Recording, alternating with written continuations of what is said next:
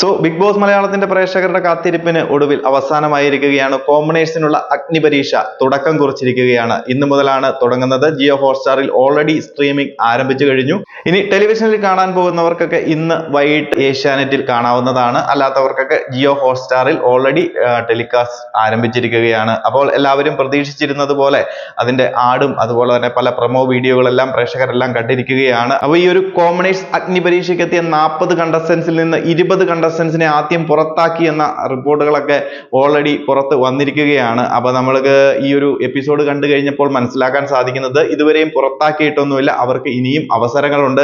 അതുപോലെ മറ്റൊരു റൂമറുകളും കാര്യങ്ങളും ഇതുവരെ കേട്ടിരുന്നത് ജഡ്ജസ് തമ്മിൽ ഭയങ്കര അടിയാണ്. അഖിൽ മാരാർ, റിയ സലീം, രഞ്ജിനി ഹരിദാസ് ഇവര് തമ്മിൽ ഭയങ്കര അടിയാണ്. അവരുടെ ഒരു ക്ലീഷേ സ്ക്രിപ്റ്റഡ് അടിയും കാര്യങ്ങളും ഒക്കെയാണ് ഈ ഒരു ഫസ്റ്റ് എപ്പിസോഡിൽ കാണാൻ സാധിച്ചിരിക്കുന്നത്. അപ്പൊ നമുക്ക് ഈ ഒരു എപ്പിസോഡുമായി ബന്ധപ്പെട്ട് എന്തൊക്കെ നടന്നു, എങ്ങനെയൊക്കെയാണ് കാര്യങ്ങൾ എന്നൊക്കെ നമുക്ക് നോക്കാം. അപ്പോൾ ഓൾമോസ്റ്റ് ബിഗ് ബോസിനെ ഫോളോ ചെയ്യുന്ന പ്രേക്ഷകർക്കൊക്കെ ഈ ഒരു അഗ്നിപരീക്ഷ എന്താണെന്നൊക്കെ അറിയാം, ഇല്ലെങ്കിൽ നമ്മൾ മുൻ വീഡിയോകളിലൊക്കെ പറഞ്ഞിട്ടുമുണ്ട്. ഈ ഒരു അഗ്നിപരീക്ഷ ഷോയിലേക്ക് അല്ലെങ്കിൽ കോമണേഴ്സിനെ തെരഞ്ഞെടുക്കാൻ വേണ്ടിയിട്ട് ബിഗ് ബോസും അതുപോലെ തന്നെ സ്പോൺസർമാരും കൂടെ തെരഞ്ഞെടുത്ത 40 കണ്ടസ്റ്റൻസ്, ബിഗ് ബോസ് ഡയറക്റ്റ് ആയിട്ട് എത്തിയിരിക്കുന്ന 30 കണ്ടസ്റ്റൻസും അതുപോലെ തന്നെ സ്പോൺസർമാരുടെ സൈഡിൽ നിന്നും 10 കണ്ടസ്റ്റൻസുമാണ് എത്തിയിരിക്കുന്നത്. അതുപോലെ ഈ ഒരു ഷോ ആങ്കർ ചെയ്യുന്നത് പ്രതീക്ഷിച്ചതുപോലെ തന്നെ നമ്മുടെ സീസൺ 5ന്റെ റണ്ണറപ്പ് ആയിട്ടുള്ള റനീഷയാണ്. ജഡ്ജസ് ആയിട്ട് നമ്മുടെ സീസൺ 1ൽ നിന്നും രഞ്ജിനി ഹരിദാസ്, സീസൺ 4ൽ നിന്ന് റിയ സലീം, അതുപോലെ തന്നെ സീസൺ 5ന്റെ വിന്നർ ആയിട്ടുള്ള അഖിൽ മാരാർ. അപ്പം നമ്മൾ പ്രൊമോയിലൊക്കെ പ്രതീക്ഷിച്ചിരുന്ന ഹൈപ്പുകളും അതുപോലെ പല റൂമറുകളൊക്കെ നിങ്ങളിലേക്ക് എത്തിയിരുന്നു. ജഡ്ജസ് തമ്മിൽ ഈ ഒരു ഷോ തുടങ്ങും മുമ്പേ അങ്ങോട്ടും ഇങ്ങോട്ടും വാക്പോരുകളും അടികളും പ്രശ്നങ്ങളും ഒക്കെ ഉണ്ടാകുന്നുണ്ടെന്നൊക്കെ ഉള്ളത്. അതുപോലെ തന്നെ കണ്ടസ്റ്റൻസിന്റെ ഇടയിലും തുടക്കം തന്നെ ചെറിയ പ്രശ്നങ്ങൾ ഉണ്ടാകുന്നുണ്ടെന്ന്. അപ്പം ഫസ്റ്റ് എപ്പിസോഡ് നമുക്ക് കണ്ടു കഴിയുമ്പോൾ തുടക്കം തന്നെ 40 കണ്ടസ്റ്റൻസിനെയാണ് എത്തിച്ചിരിക്കുന്നത്. 40 കണ്ടസ്റ്റൻസിൽ നിന്ന് ഒരു ടാസ്ക് വഴി 20 പേരെ സെലക്ട് ചെയ്യുകയും ബാക്കി 20 പേരെ സ്റ്റാൻഡ് ബൈ നിർത്തുകയാണ് ഉണ്ടായത്. 20 പേരെ വീണ്ടും അവരിൽ നിന്ന് ടാസ്കുകളൊക്കെ നടത്തുകൊണ്ടാണ് ഇരിക്കുന്നത്. അപ്പം ഇതിനിടയിൽ നമ്മുടെ ജഡ്ജസിന്റെ കുറച്ച് പ്രശ്നങ്ങളും കാര്യങ്ങളും പേഴ്സണൽ റിവഞ്ചസ്, പേഴ്സണൽ കാര്യങ്ങളൊക്കെ എടുത്തിട്ട് അവർ തമ്മിൽ ചില കശപിശകളും ആർഗ്യുമെന്റ്സുകളും കാര്യങ്ങളും ഒക്കെ ഉണ്ടാകുന്നുണ്ട്. അത് തികച്ചും സ്ക്രിപ്റ്റഡ് ആയിട്ടുള്ള അല്ലെങ്കിൽ പ്രേക്ഷകർക്കിടയിൽ ഒരു ചർച്ച ഉണ്ടാക്കാൻ വേണ്ടിയിട്ട് മനഃപൂർവ്വം സ്ക്രിപ്റ്റ് ചെയ്ത ഒരു കുറച്ച് പ്രശ്നങ്ങളായിട്ടാണ് എനിക്ക് തോന്നുന്നത്. കാരണം ഒന്നും ഒരു നാച്ചുറൽ ആയിട്ട് അവരുടെ കയ്യിൽ നിന്ന് വരുന്നതോ അല്ലെങ്കിൽ നാച്ചുറൽ ആയിട്ട് സംഭവിക്കുന്ന കാര്യങ്ങളായിട്ടാണെന്നൊന്നും എനിക്ക് തോന്നുന്നില്ല. മനഃപൂർവ്വം പ്രേക്ഷകർക്കിടയിൽ ഒരു ചർച്ച ഉണ്ടാക്കാൻ വേണ്ടിയിട്ട് അവർ തന്നെ എടുത്തിടുന്ന കുറച്ച് കാര്യങ്ങളും ഒക്കെയാണ്. ഈ ജഡ്ജസിനെ പറ്റി പറഞ്ഞു കഴിയുമ്പോൾ നമ്മുടെ റിയ സലീം, രഞ്ജിനി ഹരിദാസ്, അതുപോലെ തന്നെ അഖിൽ മാരാർ, ഈ 3 പേരിൽ വന്നവരിൽ കുറച്ചെങ്കിലും ഒരു ജഡ്ജിന്റെ ഒരു ലുക്ക്, ജഡ്ജിന്റെ ഒരു അപ്പിയറൻസ്, അതുപോലെ തന്നെ ആ ഒരു രീതി മച്ചുവർ ആയിട്ട് ഹാൻഡിൽ ചെയ്യുന്നതായിട്ട് തോന്നിയത് അഖിൽ മാരാർ മാത്രമാണ്. ബാക്കി രഞ്ജിനി ഹരിദാസ് കുറച്ചും കൂടെ മച്ചുവർ ആയിട്ട് നല്ല രീതിയിൽ ഹാൻഡിൽ ചെയ്യുമെന്നൊക്കെ നമ്മൾ പ്രതീക്ഷിച്ചിരുന്നെങ്കിലും ഒരു ആങ്കറിന്റെ ഒരു സംഭവങ്ങളും കാര്യങ്ങളും ഒക്കെയാണ് രഞ്ജിനി ഹരിദാസിന്റെ കയ്യിൽ നിന്നും വരുന്നത്. റിയ സലീം ആണെന്നുണ്ടെങ്കിൽ പോലും ഒരു ജഡ്ജിന്റേതായിട്ടുള്ള ഒരു മച്യൂരിറ്റിയും കാര്യങ്ങളും ഒന്നും ഈ ഒരു ഫസ്റ്റ് എപ്പിസോഡ് കഴിയുമ്പോൾ കാണാൻ സാധിച്ചില്ല. എന്താണെങ്കിലും അഖിൽ മാരാർ വളരെ ജെന്റിലായിട്ട് വളരെ ജഡ്ജിന്റെ ഒരു മച്യൂരിറ്റിയോട് കൂടിയാണ് സംഭവങ്ങൾ കാണുന്നതും അതുപോലെ തന്നെ കണ്ടസ്റ്റൻസിന്റെ അടുത്താണെന്നുണ്ടെങ്കിൽ പോലും ഇന്ററാക്ട് ചെയ്യുന്നതും അവരോട് സംസാരിക്കുന്നതും അവരോട് ക്വസ്റ്റ്യൻ ചോദിക്കുന്നതാണെന്നുണ്ടെങ്കിൽ. ബാക്കി 2 പേരുമാണെന്നുണ്ടെങ്കിലും ഭയങ്കര ചൈൽഡിഷ് ആയിട്ടുള്ള ബിഹേവിയർ, ഭയങ്കര തമാശ മട്ടില് ഒരു എന്താ പറയുന്ന ഒരു ജഡ്ജിങ് പാനലിൽ ഇരിക്കുന്ന 2 പേരായിട്ട് തോന്നുന്നില്ല. കുറച്ചും കൂടെ ബെറ്റർ ആയിട്ടുള്ള ആൾക്കാരെ ജഡ്ജസ് ആയിട്ട് നിയമിക്കാം എന്ന് എനിക്ക് തോന്നിയിരുന്നു. കാരണം അഖിൽ മാരാറിനെ പോലെ തന്നെ സീസൺ 1ന്റെ വിന്നർ ആയിട്ടുള്ള സാബു മോനെ കൂടെ കൊണ്ടുവന്ന് അടുത്തത് പകരം റിയ സലീമോ അല്ലെങ്കിൽ മറ്റാരെങ്കിലും ഒരാളെ കൂടെ കൊണ്ടുവന്നിരുന്നെങ്കിൽ കുറച്ചും കൂടെ ബെറ്റർ ആയിരിക്കും ജഡ്ജിങ് പാനൽ എന്ന് എനിക്ക് തോന്നിയിരുന്നു. ആങ്കറിങ്ങിന്റെ കാര്യത്തിൽ റനീഷയുടെ കാര്യം പറഞ്ഞു കഴിഞ്ഞാൽ പോലും മികച്ചൊരു പഞ്ചിങ് കാര്യങ്ങളും ഉണ്ടോ എന്ന് ചോദിച്ചു കഴിഞ്ഞാൽ അത്രക്കില്ല. എന്നാൽ തീർത്തും ബോറാണെന്ന് ചോദിച്ചു കഴിഞ്ഞാൽ തീർത്തും ബോറല്ല താനും. ഒരു തരത്തിൽ കൊണ്ടുപോകുന്നു. അങ്ങനെ ഒരു ഭയങ്കര ഒരു ഹൈപ്പിൽ ഉള്ള ഒരു ആങ്കറിങ്ങും കാര്യങ്ങളും ഒന്നും അല്ല ഇങ്ങനെ ഒരു ഷോ നടത്തുമ്പോൾ റനീഷയുടെ സൈഡിൽ നിന്നാണെന്നുണ്ടെങ്കിലും വരുന്നത്.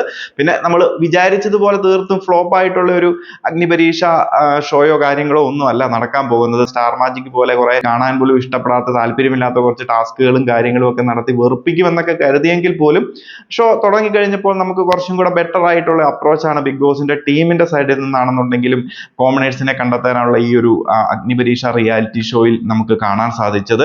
അപ്പം നമ്മുടെ ആദ്യത്തെ 40 കണ്ടസ്റ്റൻസിൽ നിന്ന് 20 പേരെ നമ്മുടെ ഒരു ലോക്ക് തുറക്കാനുള്ള ഒരു ടാസ്ക് ഒക്കെ കൊടുത്തു. കീ വെച്ചിട്ടുണ്ടായിരുന്നു. ആ കീ എടുത്ത് ലോക്ക് തുറക്കുന്ന 20 പേർക്കാണ് നമ്മുടെ സ്റ്റേജിലേക്ക് ആദ്യത്തെ 20 പേരുടെ ഒരു ഇതിൽ എത്താൻ സാധിക്കുന്നത്. അപ്പൊ അവരിൽ നിന്ന് ഈ 3 ജഡ്ജസും അവർക്ക് 3 ഗ്രൂപ്പുകളായിട്ട് തിരിക്കുന്നു. അവരുടെ ടീം എന്ന് വേണമെന്നുണ്ടെങ്കിൽ പറയാം. അവരുടെ ടീമിലേക്ക് ആൾക്കാരെ സ്പ്ലിറ്റ് ചെയ്ത് തിരിക്കുകയും ആ ഒരു ടീമിൽ നിന്നൊരു കോമ്പറ്റീഷൻ നടത്തി അവരിൽ നിന്ന് ഒരാളെ വിൻ ചെയ്യിപ്പിക്കുകയും വിജയിപ്പിച്ച് ഈ സീസൺ 8ന്റെ ഒരു ഇൻഫിനിറ്റി ലോക്കറ്റ് ഒക്കെ വരുന്ന ഒരു ചെയിൻ കൂടെ അവർക്ക് സമ്മാനമായി കൊടുക്കുന്ന, അവർക്ക് കുറച്ച് പ്രയോറിറ്റിയും ഒരു മുൻഗണന വരുന്ന ടാസ്കുകളിലും കാര്യങ്ങളിലും അവർക്കൊരു പ്രയോറിറ്റിയും കാര്യങ്ങളും ഒക്കെ കിട്ടുന്നതായിരിക്കും. അപ്പോൾ അങ്ങനെ ആ ഒരു 3 ടീമിൽ നിന്ന് ഓരോ വിന്നേഴ്സിനെ തിരഞ്ഞെടുക്കുകയും ആ വിന്നേഴ്സിനെ സെപ്പറേറ്റ് ചെയ്തിരുത്തുകയും പിന്നീട് ബാക്കി ഉണ്ടായിരുന്ന 20 കണ്ടസ്റ്റൻസിൽ നിന്ന് 20 കണ്ടസ്റ്റൻസിനെ പുറത്താക്കി നിർത്തിയിരുന്നല്ലോ, അവർക്ക് ഒരു അവസരങ്ങൾ കൂടി കൊടുക്കാനുള്ള ഒരു തീരുമാനമാണ് ലാസ്റ്റ് അനൗൺസ് ചെയ്യുന്നത്. അപ്പൊ അടുത്ത എപ്പിസോഡിൽ ഈ ബാലൻസ് വരുന്ന 20 കണ്ടസ്റ്റൻസിൽ നിന്ന് അവർക്ക് കുറച്ച് ടാസ്കുകളൊക്കെ കൊടുത്ത് അവരെ എങ്ങനെ ഉള്ളിലേക്ക് കൊണ്ടുവരാം എന്നുള്ള ഒരു ടാസ്കും കാര്യങ്ങളും ഒക്കെ ആയിരിക്കും ഇനി വരാൻ പോകുന്ന എപ്പിസോഡിൽ നടക്കാൻ പോകുന്നത്. എനിവേസ് ഈ ഒരു 40 കണ്ടസ്റ്റൻസിൽ നിന്ന് നമുക്കറിയാം കൂടി വന്നു കഴിഞ്ഞാൽ 5-6 പേരെയാണ് തിരഞ്ഞെടുക്കാൻ പോകുന്നത്. 21 ദിവസങ്ങൾ അടുത്ത് ഈ ഒരു അഗ്നിപരീക്ഷ ടാസ്കുകൾ നടക്കും, എപ്പിസോഡുകൾ ഉണ്ടായിരിക്കും. നമ്മുടെ സെപ്റ്റംബർ 6-ാം തീയതി ഗ്രാൻഡ് ലോഞ്ച് വരെയും, അപ്പോൾ സെപ്റ്റംബർ 5-ാം തീയതി 4-ാം തീയതി വരേക്കും ഈ ഒരു പ്രോഗ്രാം റൺ ചെയ്യാനുള്ള സാധ്യതകളുണ്ട്. ഒരു 21 എപ്പിസോഡുകൾ നമുക്ക് പ്രതീക്ഷിക്കാം. അപ്പോൾ അതുവരെയും ഇവരെ ഫിൽട്ടർ ചെയ്ത് ഓരോ ടാസ്കുകൾ വഴി കുറച്ച് പേരെ വേളയിലിരുത്തി, കുറച്ച് പേരെ എവിക്റ്റ് ചെയ്ത്, കുറച്ച് പേർക്ക് വീണ്ടും അവസരങ്ങളൊക്കെ കൊടുത്ത് അങ്ങനെയാണ് 21 ദിവസങ്ങൾ ഇവര് മുന്നോട്ട് പോകുന്നത്. അതിനിടയിൽ പലരെയും ഒഴിവാക്കി ഫിൽട്ടർ ചെയ്താണ് ഈ പറയുന്നത് 5-ഓ 6-ഓ 7-ഓ 8-ഓ സീസൺ 8 ആയതുകൊണ്ട് ഒരു 8 പേർക്കെങ്കിലും അവസരം കൊടുക്കണമെന്നാണ് എൻ്റെ ഒരു ആഗ്രഹം.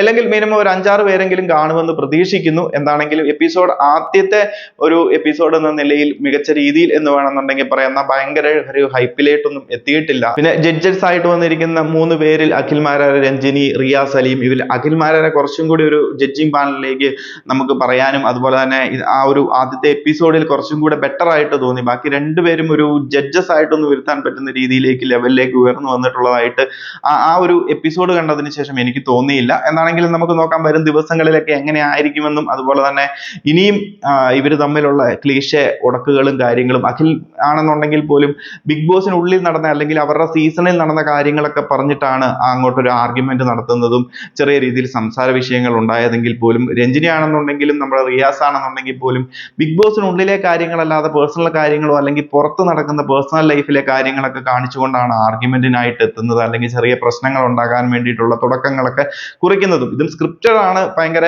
ക്ലീഷേ ഒരു സെറ്റപ്പ് ആയിട്ടാണ് എനിക്ക് തോന്നുന്നത്. കാരണം മികച്ച ഒരു നാച്ചുറൽ ആയിട്ട് അവർ തമ്മിൽ വരുന്ന ഒരു ആർഗ്യുമെന്റിന്റെ പേരിൽ വരുന്ന ഉടക്കുകളോ പ്രശ്നങ്ങളോ ഒക്കെ ആണെന്നുണ്ടെങ്കിൽ സംസാരിക്കാനും കാണാനും നമുക്ക് ഒരു രസമുണ്ട്. ഇത് പുറത്തു നിന്ന് പറഞ്ഞു കൊടുത്ത് ഇങ്ങനെ പറയണം കേട്ടോ, ഇങ്ങനെ ചില സന്ദർഭങ്ങൾ ഉണ്ടാകുമ്പോൾ അങ്ങോട്ടും ഇങ്ങോട്ടും ഇങ്ങനെയൊക്കെയുള്ള സംസാരങ്ങൾ ഉണ്ടായി കഴിഞ്ഞാൽ കണ്ടിരിക്കുന്ന പ്രേക്ഷകരൊക്കെ അതിലേക്ക് ലയിക്കും, സോഷ്യൽ മീഡിയയിൽ ചർച്ചയാകുമെന്നൊക്കെയുള്ള ഒരു സംഭവം ഉണ്ടാക്കി എടുപ്പിക്കാൻ വേണ്ടിയിട്ട് പറഞ്ഞു കൊടുത്ത് പറയിപ്പിക്കുന്ന പോലെയുള്ള സംഭവങ്ങളൊക്കെ തന്നെയാണ് കാണാനിടയായത്. അതൊക്കെ ഒന്ന് ഒഴിവാക്കി കഴിഞ്ഞാൽ കുറച്ചും കൂടെ ബെറ്റർ ആയിരിക്കും. എന്താണെങ്കിലും ഫസ്റ്റ് എപ്പിസോഡ് അഗ്നിപരീക്ഷ കോമണേഴ്സിനുള്ള ബിഗ് ബോസ് സീസൺ 8ന്റെ കണ്ടവരൊക്കെ അഭിപ്രായം പറയാ, എങ്ങനെ ഉണ്ടായിരുന്നു നിങ്ങൾക്ക് ഈ ഒരു എപ്പിസോഡ് കണ്ടിട്ട്. അല്ലെങ്കിൽ കാണാൻ പോകുന്നവർ വൈകുന്നേരം 10 മുതൽ ഏഷ്യാനെറ്റ് ടെലികാസ്റ്റ് ചെയ്യുന്നതായിരിക്കും. അപ്പോൾ കണ്ടിട്ട് നിങ്ങളുടെ അഭിപ്രായങ്ങളും കാര്യങ്ങളും ഒക്കെ പറയുക. അപ്പോൾ ഇന്ന് സാറ്റർഡേയും സൺഡേയും നമുക്ക് 10 മണി മുതലല്ല 9 മണി, ഇന്ന് സ്റ്റാർട്ടിംഗ് എപ്പിസോഡ് ആയതുകൊണ്ട് 9 തൊട്ട് 10 വരെ ആയിരിക്കും കാണിക്കാൻ പോകുന്നത്. തിങ്കൾ മുതൽ വെള്ളി വരെ ആയിരിക്കും 10 മണി മുതൽ ടെലികാസ്റ്റ് ചെയ്യുന്നത്. എനിവേസ് ഫസ്റ്റ് എപ്പിസോഡ് കണ്ടതിന് ശേഷം നിങ്ങളുടെ അഭിപ്രായങ്ങൾ പറയുക. ആങ്കർ ആയിട്ടുള്ള റനീഷ എങ്ങനെയുണ്ട്, അതുപോലെ തന്നെ ജഡ്ജസ് ആയിട്ട് വന്നിട്ടുള്ള അഖിൽ മാരാർ, അതുപോലെ തന്നെ രഞ്ജിനി ഹരിദാസ്, റിയ സലീം, ഇവരൊക്കെ എങ്ങനെയുണ്ട്.